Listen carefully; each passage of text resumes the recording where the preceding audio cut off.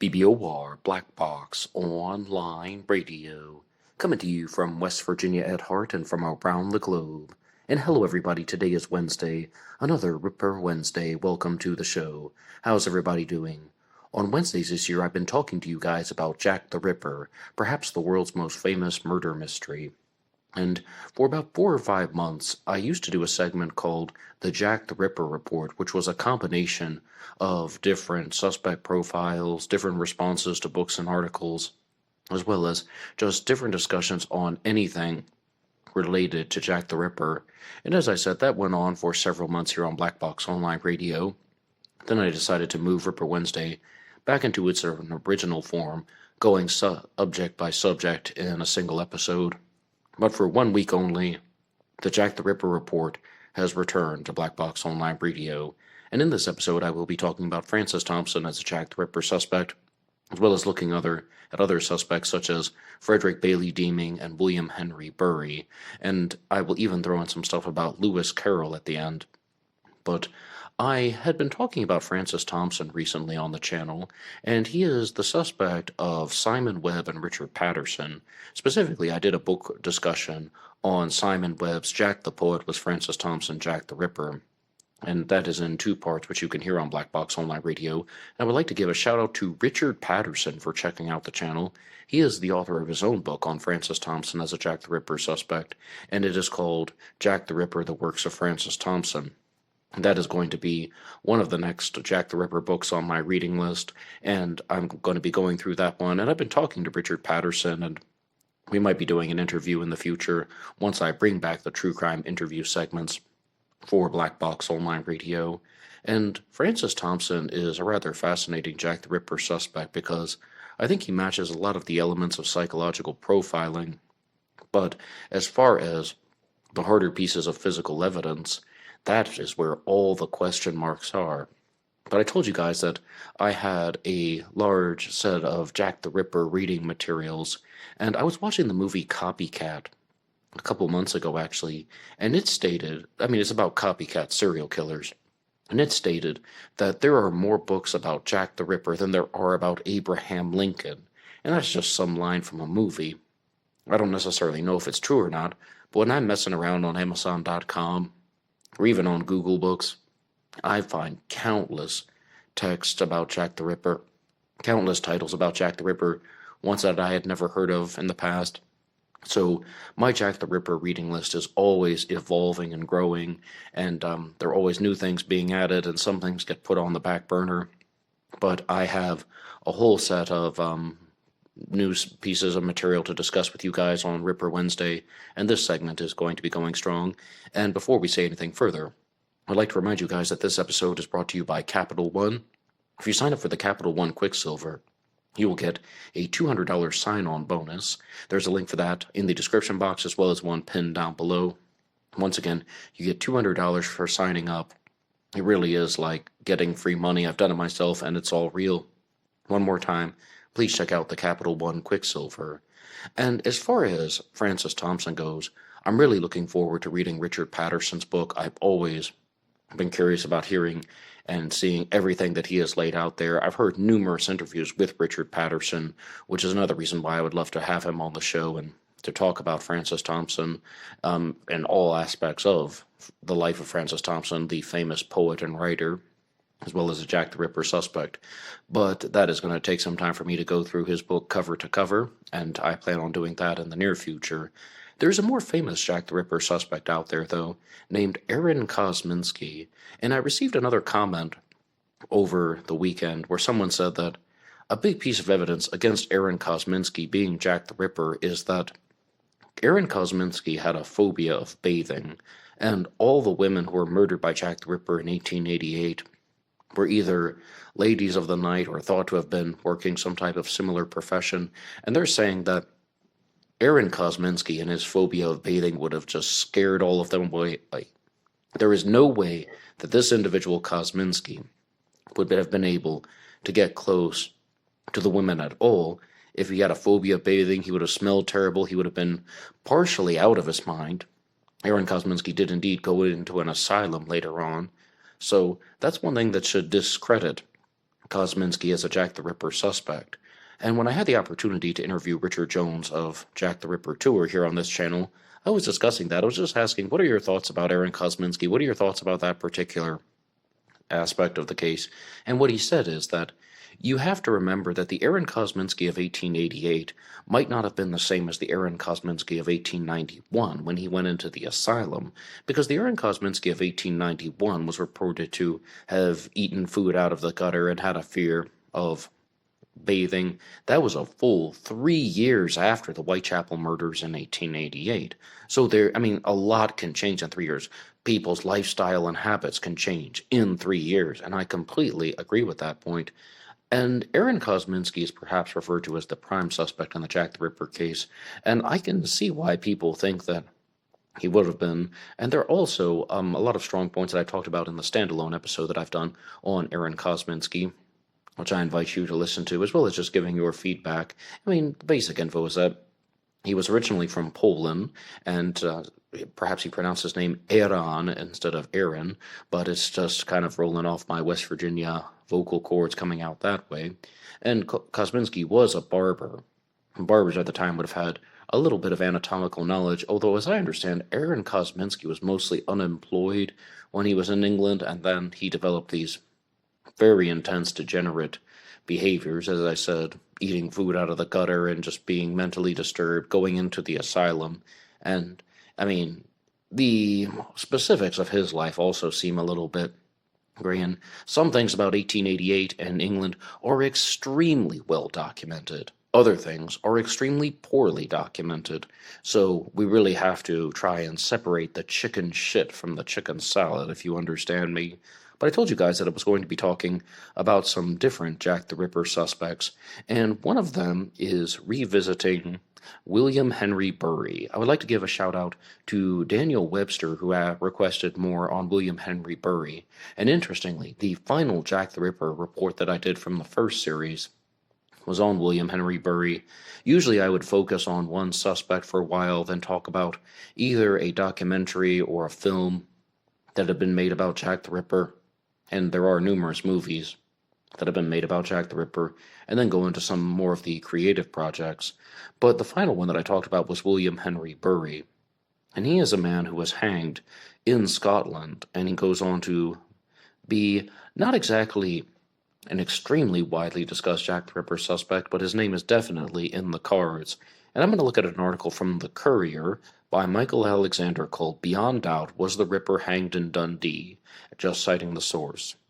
And it says, Michael Mulford tells Michael Alexander why he believes he now has firm evidence that Jack the Ripper was hanged in Dundee. He is the wife killer who was hanged for strangling and mutilating his wife, Ellen Elliot, in Dundee in 1889. William Henry Bury. Famously the last man to be hanged in Dundee. Also the notorious serial killer Jack the Ripper? ? Dundee raised investigative journalist Mike Mulford thinks so. After years of speculation by so-called experts and years of research by Michael, he claims to have used laws of evidence beyond reasonable doubt to prove that not only did Mr. Bury kill Ellen, he was also the man responsible for 6 murders in Whitechapel during 1888 before fleeing to Dundee. He has received the endorsement of 2 high-profile figures in Scotland's legal profession, a defense counsel and former senior advocate deputy, who described Michael's evidence as classic circumstantial cases which, like a cable, is strengthened with the addition of each individual strand as they are woven together. And that's a quote from the first one. The second one is named Len Murray, the last surviving Scottish lawyer who defended clients in capital murder cases, who says, Michael has finally solved the case, not just beyond a reasonable doubt, but by beyond all doubt. So, beyond all doubt, was William Henry Bury Jack the Ripper? Now, the basic stuff that you've already heard so far is that he was a convicted murderer, murdered his wife, and he was hanged for it in Scotland. But let's keep going.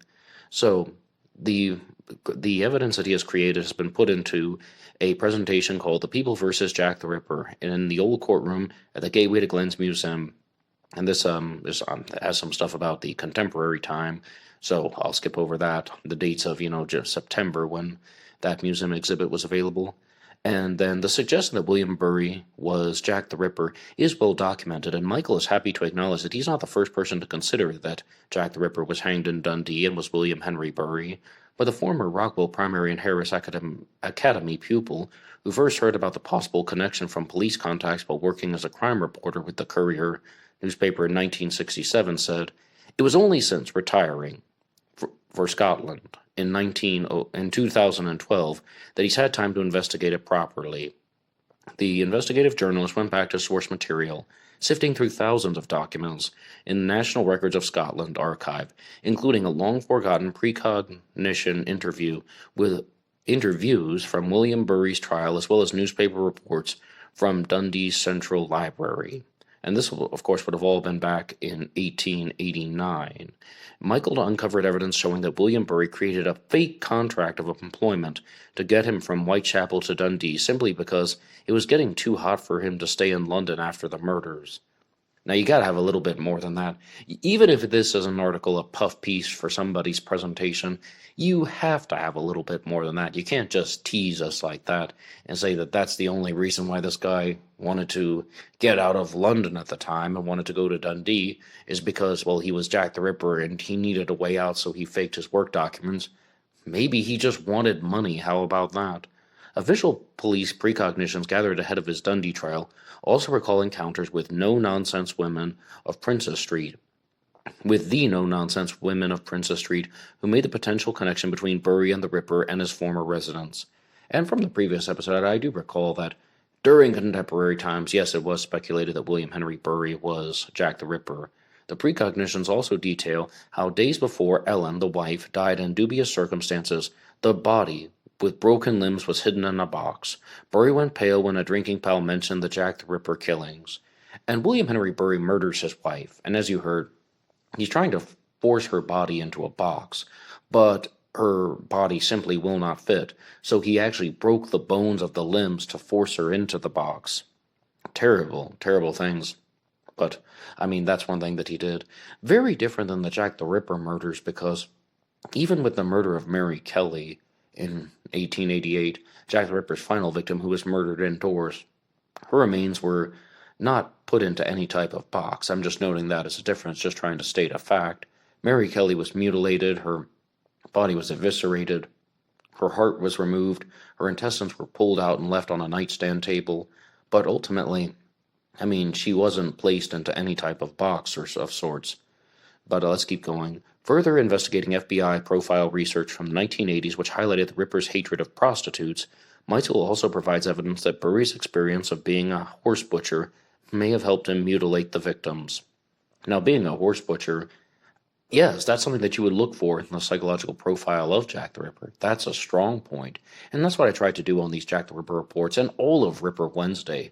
Looking at the strong points, the weak points. Yeah, somebody like a horse butcher would, I think, be a suitable suspect for Jack the Ripper, because Jack the Ripper didn't only murder women. I talked about the burger killer, Cornelius Burger from South Africa before. He contracted syphilis from a prostitute, so he wanted revenge on them. So he strangled the women and he took their handbags as trophies. With Jack the Ripper, it's quite possible that the Ripper did indeed have neurosyphilis, but, I mean, I think that it's also worth noting that Jack the Ripper seemed to experience some type of intense sexual arousal or stimulation from mutilating the women. Not just killing them, not just strangling them. All the victims were strangled except Liz Stride, the third victim. So the Ripper is really trying to mutilate these women, and who would have the capabilities to do the things that he did to the women? Because he's not just cutting them open viciously, he's removing certain organs. The kidney was taken from Catherine Eddowes, and as I told you with Mary Kelly, her heart was removed, her intestines were pulled out and left on a table, and also with Annie Chapman and Catherine Eddowes, the second and fourth victims, respectively, their intestines were pulled out and thrown over the shoulder. Who would do something like that? Would that be a medical doctor, or would it be somebody like a horse butcher? And, I mean, there are a lot of compelling cases that people have put forward that, all right, Jack the Ripper knew things about anatomy, he knew things about organs, but this isn't exactly a medical doctor. It's not done without a type of precision. Somebody like a horse butcher might be a suitable candidate. The FBI profile is so close in detail, they might as well have named Burry as Jack the Ripper, says Michael. No, that means nothing to me. John Douglas created an FBI profile of Jack the Ripper, and I'm really not very, I wouldn't think of William Henry Burry immediately because there are other suspects that I've talked about matching it up to John Douglas's profile.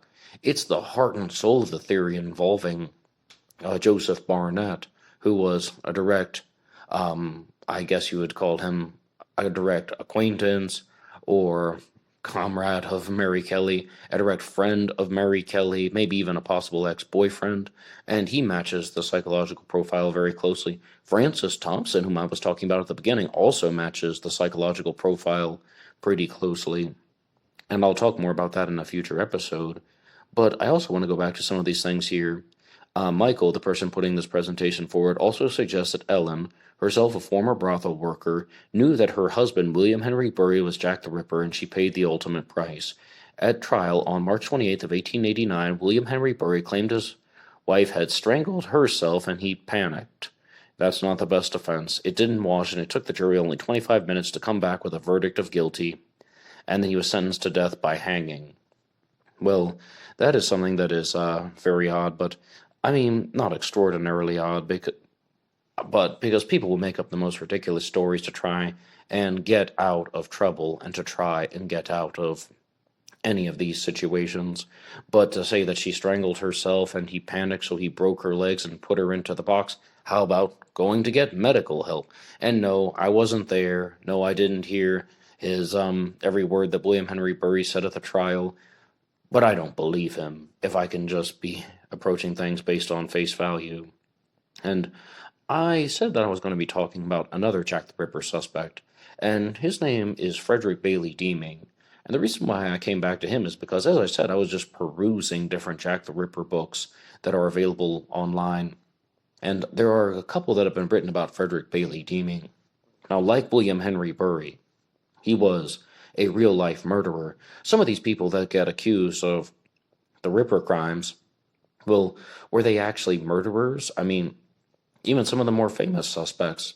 Did Aaron Kosminski ever actually murder anyone? How about Charles Lechmere? How about Francis Thompson, Joseph Barnett, or maybe even Lewis Carroll? Like, did these people ever actually kill anyone? Or were they just men who were living in England, or maybe even abroad or something, as we'll see with Frederick Bailey Deeming? But I mean, that's, guys, I guess, a bad example because he was a convicted murderer. So the point is that some of the Ripper suspects have criminal pasts, and others do not. So there is an article over on historicalalbany.com.au by Tanya Colgan, again, just citing the source once again. It says, True Crime. The greatest criminal of the 19th century, but was Frederick Bailey Deeming the most infamous serial killer, Jack the Ripper? Deeming was a globe-trotting murderer, killing 2 of his wives and 4 children, assumed multiple identities and reputed occupations which lured many into his web of lies. Captured in the small goldfields town of Southern Cross in Western Australia, his transfer back to Melbourne involved a night spent at the Albany convict gaol. The devious Deeming and his sensational installments of murder, fraud, and bigotry is without a doubt a true crime narrative that makes for exceptional reading. And this is another thing that I think why I get pulled into the story of Frederick Bailey Deeming over and over again. And it's because he had so many different connections to the true crime world. He's not only a murderer, he's a fraudster. He's also somebody who matches a lot of the sociopathic things that I explore when I talk about criminal psychology. For example, I recently did a book discussion on Astro Psych 400 where I was talking about the book The Sociopath Next Door by Dr. Martha Stout. And in that one, I was trying to look at more of the interpersonal things associated with the book, The Sociopath Next Door. But for Black Box Online Radio, I wanted to go through that book and pull out the true crime aspects of The Sociopath Next Door. And they will be incorporated into a bonus episode that will be coming out this weekend. And if you're listening to this in the future, feel free to check out my episode on The Sociopath Next Door by Dr. Martha Stout. Again, it's going to be called The Sociopath Next Door, a true crime book discussion. And you can also tune in every Monday for a segment about the Zodiac Killer, Tune in every Friday for a segment about DB Cooper and, of course, Ripper Wednesday. And if you want to help any of these efforts here on Black Box Online Radio, a great way to support the channel is just hit the like button and subscribe. It really helps everything out. And you can also go through some of the links in the description box. In addition to Capital One, there's also BuyMeACoffee.com. BuyMeACoffee.com/BlackBoxNet88 allows you to make a donation or contribution to help support the show. And anybody who makes a donation will get a shout out on Zodiac Monday. But back to this article on Frederick Bailey Deeming. The greatest criminal of the 19th century first became known to the world through the discovery of the body of his third wife, Emily Mather, which unraveled Deeming's decade of multiple aliases that would expose his life of crime. These revolting and vile acts would cement his name in history as one of the world's first recorded serial killers who some suspected of being Jack the Ripper. Well, you know that that's a bunch of nonsense. Serial killers have been going on since the dawn of time. Maybe you want to talk about documented serial killers, but, I just really don't think that these things are very thorough when they say that someone committing a murder in the 1800s is one of the world's first anything. I mean, people were murdering since the time of the cavemen, and the more I explore the true crime world here on Black Box Online Radio, the more I find examples of serial killers that predate Jack the Ripper. These revolting and vile acts would cement his name as one of the world's first recorded serial killers, and some suspected of being Jack the Ripper. The unearthing of the greatest criminal of the 19th century, the charismatic Frederick Bailey Deeming, who was born on July 30th of 1853 in England. And 1853, let's see, Jack the Ripper operated in 1888. So that would have made him 35 years old, just doing some fast math. I hope that's right, I'm not very good at math. And he was a career seducer and con man with striking good looks, blue eyes, and sported a distinctive fair mustache. Now he sounds like, though, a typical con man who has that glib and superficial charm that is very common among sociopaths. And it's quite possible, almost certainly, Frederick Bailey Deeming was a psychopath of some sorts. At age 12, he was a plumber's apprentice. By 16, he ran away to sea and began a career of crime. A teenage Deeming found a woman, Min Cooper, dead at the front doorstep of his home in England. Her throat had been cut, and Deeming was a suspect in the Cooper death, a case which was never solved. Deeming first became known to the world as Albert Williams when police were called to his home, 57 Andrew Street, Windsor, in Melbourne, Australia, after a putrid smell was reported on March 3rd of 1892. John Stamford, a butcher who owned the Andrew Street property, had let the home to Deeming under the alias Frederick Druin. Mr. Druin had complained to Mr. Stamford that walls of the house were full of nails and that he intended to repair them with cement. Several weeks later, Mr. Stamford attended the property to collect overdue rent and discovered the home was empty. He rented the property to new tenants, and they reported a vile smell that was emanating from the bedroom. 2 Stamford police officers were sent to investigate the home and unearth the decomposing body of Emily Lydia Mather, 30 years old, under the hearthstone of a bedroom fireplace. Her corpse was jammed inside a small cavity, then covered with cement. And, again, a postmortem revealed that Mather's head had been severely fractured with a heavy object, and her throat had been cut. Now, this seems like definitely a very vicious attack, and Jack the Ripper was a vicious killer, and I could easily see how the media would latch onto this, saying that, oh, either this guy is Jack the Ripper or he's Australia's Jack the Ripper, which is how Frederick Bailey Deeming is remembered in history, more or less as Australia's Jack the Ripper. But was he indeed responsible for the Whitechapel murders? The bludgeoning to the head, I don't think, is exactly like the Ripper. As previously stated, the Ripper would strangle the victims. He would definitely mutilate the heads of the victims, particularly with Mary Kelly, although, as you see with some of the other victims, they aren't exactly extremely bludgeoned in the head, if I recall. So that is just a difference. But what I'm noticing about both William Henry Bury and Frederick Bailey Deeming is that they're going to great lengths to conceal the bodies of the victims. And this is very different in terms of psychological profiling, very different in terms of the ways that killers would behave, very different in terms of personality traits, because Jack the Ripper just left the victims where they were. As previously stated, he may have spent up to 2 hours with Mary Kelly, cutting her body apart, which I believe it's because he was high on drugs, most likely cocaine at the time. But he could have put her body into a box. He could have broken her legs and put her into something. He could have put her into a cabinet. He could have buried her under the floorboards. All types of things could have been done. Jack the Ripper also had opportunities to possibly do things to some of the other victims. Quite unlikely with the murders of Polly Nichols and Liz Stride, because the Ripper was either interrupted or just quickly got away from those scenes. But the fact of the matter is, Jack the Ripper is killing outside, killing women whom he might know, whom he might not. We're not completely certain of that, because most people would say Jack the Ripper had no connection to these victims. They weren't pre-chosen. But then you read Tom Westcott's book, Ripper Confidential, and he talks all about how there are geographic connections to the George Street guest houses, and these women may have had some familiarity with each other, or that they're staying at the same lodging houses during the 1880s. So there might be a direct reason why they were targeted, and that it's not all just a coincidence. And I think that that just brings on more questions than answers. But that's just me. Overall, though, I'm noticing that Frederick Bailey Deeming is just a murderer, psychopath, or maybe he even enjoyed murdering his family. But as far as the actions of this criminal, I don't really see a lot of direct similarities with Jack the Ripper. But this website, Historical Albany, does lay out a nutshell version of the Ripper murders. The Whitechapel murderer Jack the Ripper.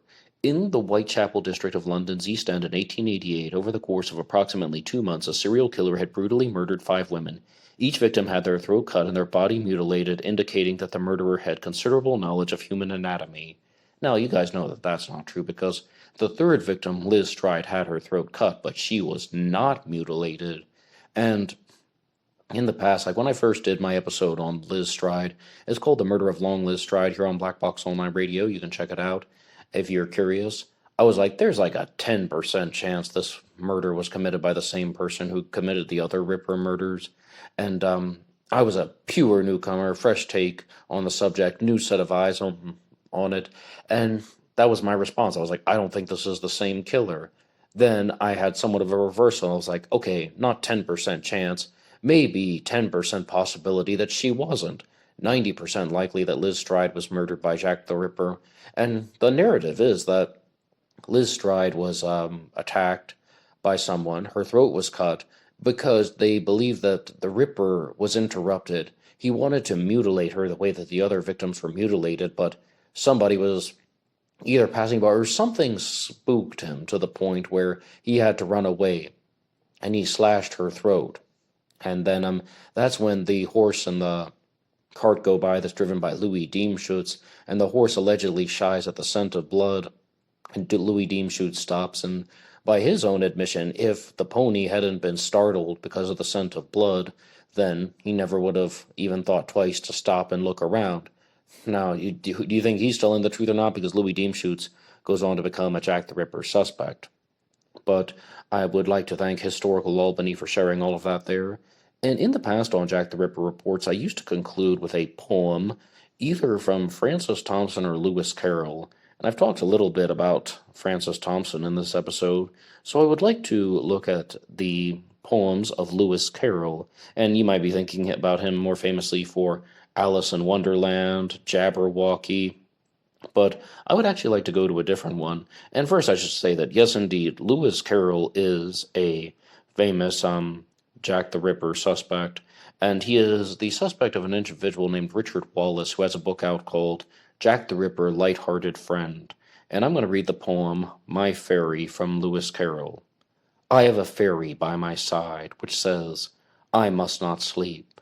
When once in pain I loudly cried, it said, you must not weep. If full of mirth I smile and grin, it says, you must not laugh. When once I wished to drink some gin, it said, you must not quaff. When once a meal I wished to taste, it said, you must not bite. When to the wars I went in haste, it said, you must not fight.